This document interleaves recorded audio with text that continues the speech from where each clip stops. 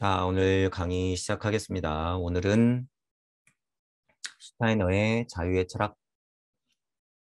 철학 들어갈게요. 어, 그동안에 우리가 먼저 봤다고 보면 돼요. 먼저 신지학이라는 것을 통해서 슈타이너를 들여다봤다. 신비학 개론이라는 것을 통해서 인간의 본질, 본성들, 그리고 초감각 세계에 이르는 길, 아카샤 연대기도 중간중간에 들여다봤죠. 자유의 철학 이후의 결과물들을 미리 본 거라고 보시면 되죠. 결과물을 미리 좀 봤다. 그렇기 때문에 슈타이너의 마음이라고 하는 것은 우리가 파악을 어느 정도 했죠. 이미 어느 정도 했다. 그런데 자유의 철학이 두말할 필요도 없이 중요한 것 중에 하나는 슈타이너의 근본이에요. 물질적이든 비물질적이든 이치에 닿아있든 물질의 슈타이너가 깨달았든 물리적 이해가 부족하든 물질적 이해가 부족하든 그 당시 100년, 150년 전의 사회와 싸움이 있었든 오해가 있었든 지식적인 측면에서 모자람이 있든 없든 제가 이런 설명을 해드리는 이유가 다 있죠. 어쨌든 슈타이너의 근본이 되는 작품이에요. 작품. 결과물들을 우리가 봤다고 하는 것은 슈타이너의 이 자유의 철학이라고 하는 이 결과물, 작품을 태동시켰던 근본의 입장에서 우리가 한 걸음 물러나서 보면 자유의 철학이라고 하는 게 얼마나 소중한지 알게 돼요. 얼마나 소중한지. 그냥 물리적인, 물질적인 이해로 봤을 때는 진짜 자식보다 더 소중한 거죠. 이 영혼의 자식인 건데, 영혼의 자식. 얘가 있어야 이제 크는 거예요. 얘가 있어야 크는 거다라고 하는 거죠. 그래서 제가 물리적 세상, 사회성을 갖고 있는 사람이 가질 수 있는 오류들을 다 포함해서 너무 소중하다. 그것 자체가 근본이니까. 나의 업카르마를 포함한 자잘못 모두 다, 죄까지 모두 다 포함해서. 그런 의미가 있어요. 이 자유의 철학이라고 하는 것은.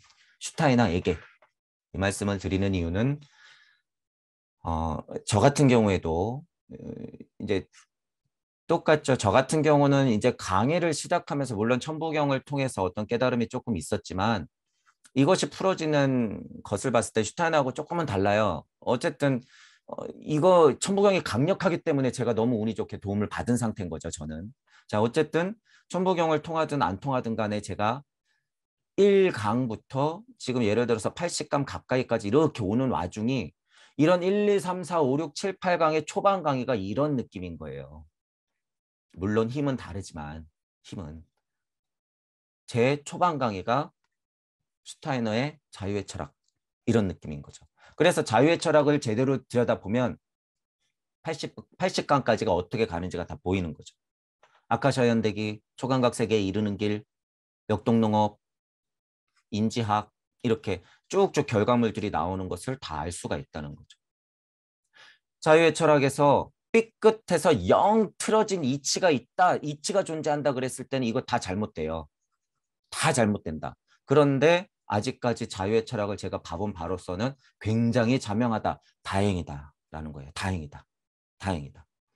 우리가 결과값들을 봐서는 슈타이너 너무 대단하다. 이렇게 저희가 봤잖아요. 저희가 천부경적, 무부경적으로. 그 결과값을 보니까 너무 다행이다. 자유의 철학도 그러니까 원인으로서, 근본으로서 탄탄하니까 그런 결과값이 나왔겠죠.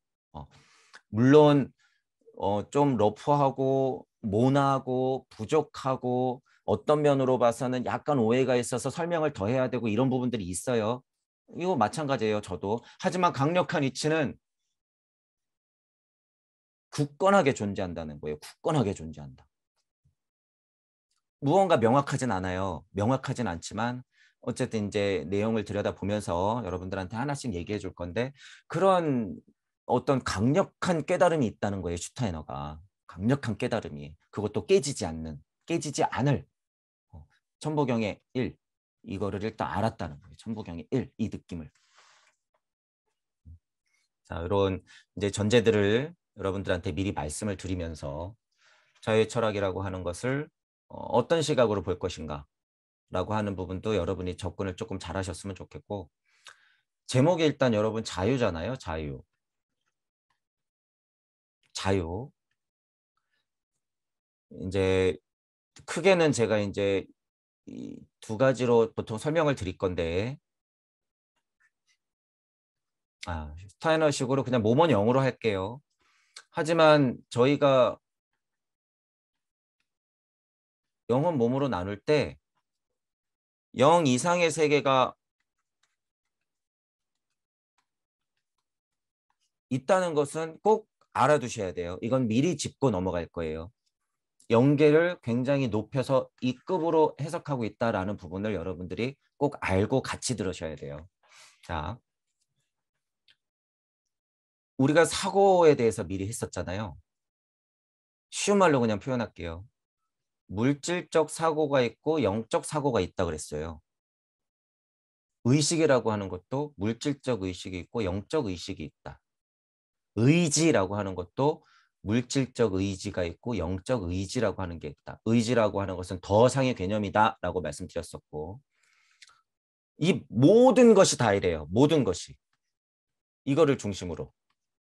이 세상에 있는 모든 단어, 어휘, 뭐든 다 갖다 붙여도 이쪽이 있고 이쪽이 있다라는 거예요. 이거를 알고 계셔야 돼요. 이거. 자유도 그럼 어떻게 될까요? 물질적 자유를 말하는 것이 있고 영적 자유를 말하는 것이 있다. 또한 무주적 자유를 얘기하는 게 있겠죠. 이게 진짜죠. 우리가 흔히 말하는 동양 철학에서 말하는 대자유라고 하면 영적 자유뿐만 뛰어넘어야 돼요. 이쪽 자유가 대자유가 아니에요. 이제는 2021년. 대자유라고 하면 영적 자유마저도 뛰어넘은 상태. 무주적 시민으로서 이치가 된 상태가 이제 이 세상에서는 대자유다라는 거예요. 그래서 영적 자유만을 향해서 계속 달려가고 있는 이 현실이 저는 너무 안타깝다라고 하는 거죠. 결과는 뻔하니까. 자, 그런 전제가 있다는 거예요. 자유도 물적 자유가 있고 영적 자유가 있다. 이 세상은 늘 유념해 두시고, 자, 그러면 여기 뭐 제목 다 갖다 붙여보세요. 철학이라고 하는 것도 뭐가 있을까요? 물적 철학이 있고 영적 철학이 있는 거예요. 물적 철학에 빠져서 영적 철학을 바라보면 그게 이론론인 거고, 물적 철학 아래서 물적 철학 아래에 벌어진 두 가지 음양의 이치를 보면 이원론이 되는 거죠. 그게. 난다긴다는 지금 역대급의 철학자들이 지금 요 상태에서 왔다 갔다 하면서 말장난들을 한 거예요. 요 상태에서 왔다 갔다. 저는 얼마나 쉽게 얘기해요, 이걸 지금. 얼마나 쉽게 얘기해요, 여러분, 이거. 그래서 제가 말씀드릴 때 이 시선이라고 하는 걸 잘 이해하셔야 돼요. 시선. 5성원짜리에도 제대로 못 앉아 있어서 이쪽 몸적, 물질적, 우주, 섭리적 지식만 가득한 사람들이 이 안에서 싸우면서 이원론이나 이론론이나 하고 있는 이 상황. 혀를 찰 상황이라는 거예요. 혀를 찰 상황. 혀를 찰 상황. 예수님이 보면 그래서 제가 꿀밤을 때린다 그러는 거예요. 니체 너 괴테 이 꿀밤. 너 그럴 시간 있으면 가서 사랑이나 얘기해. 사랑이 뭔지도 모르면서. 어디서 말장난들이야? 이렇게 하고 있다는 거예요. 이렇게. 결과물이요. 니체 자라투스트라 이렇게 말했다. 신은 죽었다. 블라블라블라블라. 괴테의 어머니는 어쩌고 저쩌고 자연이며 나는 그 속이면 거기도 나도 자연이다. 막 이런. 그래서 뭘 얘기하고 싶은 거예요. 그래서 그런 것을 깨달았다고 하면 뭘 얘기해야 돼요? 간단히 말해서 전우주적 지선보살의 서원으로 사랑을 얘기해야 되는 거죠. 돌아다니면서 사상 철학가들하고 싸울 일이 아니라 결과는 나와 있는 책들, 그것이 지금 우리 세상을 얼마나 혼란스럽게 하는지 이 사실만 보면 그 사람들의 위치는 그냥 드러나는 거예요. 드러난다. 자, 이런 전제가 있다는 거예요. 그래서 모든 사상 철학가들이 제가 그렇잖아요. 우주 섭리도 못 벗어났으면서 여기서 블라블라블라 엄청 떠든다고. 그러니까 헷갈리지. 그러니까 싸우지. 제가 여기서 말하는 것은요. 1원론, 2원론 다 틀렸다가 아니에요. 1원론도 맞고 2원론도 맞다. 1원론도 틀린 경우가 있고 2원론도 틀린 경우가 있다. 어디서? 시선에 따라서, 자기 위치에 따라서, 깨달음의 위치에 따라서, 또는 전체적인 세계의 존재감에 의해서 완전 다르다는 거예요. 그러니까 깨닫는 사람들이 그것에 대한 구분이 없으니까 어떻게 내 말이 맞다 그거야. 유심론자들은 유물론이 웃긴 거죠. 유물론자들의 입장에서는 쟤는 물질을 쓰고 나서 자꾸 무심론이래. 증명도 못하는 거에 자꾸 저런 소리 해. 이렇게 되는 거죠. 일원론, 이원론도 마찬가지죠. 여기서 잠깐 여담으로 천부경 여러분들이 만약에 보신다고 했을 때 천부경은 일시무실em에 일시무실em에 여러분이 깨달아도 일로 간다며 그럼 일원론 아니에요. 일원론. 이건 어떻게 보실 거냐 말이에요. 저는 뭐라 그래요? 종종 말씀드렸을 거예요. 천부경 자체가 여러분들의 그냥 구구단이 돼야 된다. 구구단. 그냥 당연한 이치. 1이 되려고 발버둥 치는 게 아니라 깨달음의 입장에서는 자연과 우주와 대우주와의 일체감을 느껴서 이치적 방향으로 가야 되니까 1이 돼야 되는 과정이 있으나 그게 결과값으로 마지막에 되어서는 절대 안 된다는 소리예요. 더 있지 더. 그래서 뭘 발견한 거예요? 무. 무의 특성은 그렇지만 끝이면서 끝도 아닌 거예요. 무는 당연히 그럼 무에 가면 또 있잖아. 당연히 있죠. 하지만 그것의 메커니즘이라고 하는 것의 정점에 있어요. 이게. 아무리 가도 무야. 그러면 1을 찾았듯이 무도 또 1일 같은 역할 아니야? 이렇게 따져봤자 또 무밖에 없다는 거예요. 또 무밖에 없다. 그러니까 무는 성질이 아예 다르다는 거예요. 제가. 무는 성질이 아예 다른 것이에요. 이게. 그래서 이 일에서 이 무로만 건너뛰면 어떻게 된다는 거예요? 우주 섭리가 아니라 전우주적 섭리를 알게 된다는 거예요. 이게. 그것의 공통점이기 때문에 이게. 날고긴다는 외계 생명체들이 가장 궁금해하는 점이니까 이게. 여기서 이렇게 뛰어넘는 것이. 자, 그러면 다시. 천부경에 일시무시 거리는 게 이원론을 만약에 극복해서 일시무시 돼서 내가 하나가 됐다. 이거 이론론 아니에요. 맞아요. 이거 이론론이에요. 일시무시 거리고 있으면 이론론이에요. 이거. 이 세상의 끝이 아니기 때문에. 그건 100%예요. 천부경 이제 많이 하실 건데 일시무시. 우와, 계속 이러고 있으면 창조자의 먹잇감. 그 창조자는 누구였어요? 나였다. 하지만 여러분이 일시무시 절대무로 가야지 하면서 이 우주를 벗어 던지려고만 하면 어떻게 되는 거예요? 그냥 먹잇감. 천부경도 그런 위험성이 있어요. 천부경이라고 하는 것은 강력한 수수께끼가 들어가 있다 그랬죠. 일시, 무시. 무의 진짜 역할을 숨겨놨다라는 거예요. 숨겨놨다. 천부경이 가장 중요하고 소중한 점은 천부경 자체에서 무의 세계를 발견하는 데 있다라는 거예요. 일시무시가 아니라 무의 세계를 발견하는 데 있다. 그것이 황금 열쇠라는 거예요. 그게. 그러니까 제발 무국대도 하란 말이에요. 무국대도. 일원론이네 이원론이네 유심론이네 유물론이네 거기서 싸우지 말고 제가 1강부터 80강까지 무에 대해서 그렇게 떠들었던 것이 무국대도다. 무의 세상을 제발 눈치채세요 라고 목이 터져라 얘기하고 있는 거죠. 무의 세상을 제발 알아라. 무국대도는 별게 아니라 그랬어요. 지금 여러분들이 무에 대해서 궁금해하고 있는 것이 무국대도를 알아가는 거죠. 여러분의 몸을 후천개벽시켜서 그곳으로 가는 거죠. 일로. 자, 천부경에 대해서도 그러니까 그런 1원론, 2원론에 빠지는 형식으로 천부경까지 망가뜨리면 안 된다는 거예요. 그래서 무의 세상을 열었다라는 이런 말씀을 드리고 싶은 거예요. 들어가기 전에. 왜냐하면 자유의 철학 중간장에는 1원론, 2원론, 유심론, 유물론 이런 것, 뭐 통합론 이런 것들이 막 나오기 때문에 그거 다 말장난이라는 거예요. 슈타이너는 결과적으로 뭐라 그럴까요? 갑갑하다 너희들 이런 마음인 거예요. 이런 마음. 갑갑하다 너희들. 진짜를 못 보니까 갑갑할 뿐. 네가 아무리 이론론 얘기해봐. 네가 아무리 이원론 얘기해봐. 유물론, 유심론 아무리 얘기해봐. 물질 세상 아니야. 제발 버려. 그만둬. 그나마 이치에 대해서 자명하게 얘기하는 몇몇 철학자들에 대해서는 인용을 하면서 사용하고 있죠. 맞는 얘기들은 굉장히 자명해요. 자, 이 정도로 자유의 철학 들어가기 전에 이런 것을 보자는 거죠. 자유에 대해서 어떻게 바라볼 것인가? 뭐 철학에 대해서 어떻게 바라볼 것인가? 전체적으로 이론론, 이원론에 대해서 본인이 어떤 생각들을 갖고 있었나? 나는 어떤 포지션에 조금 더 가까운 사람인가? 그거 아직 정답이 아니에요. 그렇기 때문에 일단 본인은 판단하는 것이 우선 먼저 된다. 내가 유심론적인 사람인가 유물론적인 사람인가? 보통 대부분의 사람들은 유물론이죠. 대부분의 사람들. 근데 공부 꽤나 하고 마음 공부 좀 했다 하는 사람들은 그냥 거의 유심론이야. 그것도 안 된다는 거예요. 위험해요.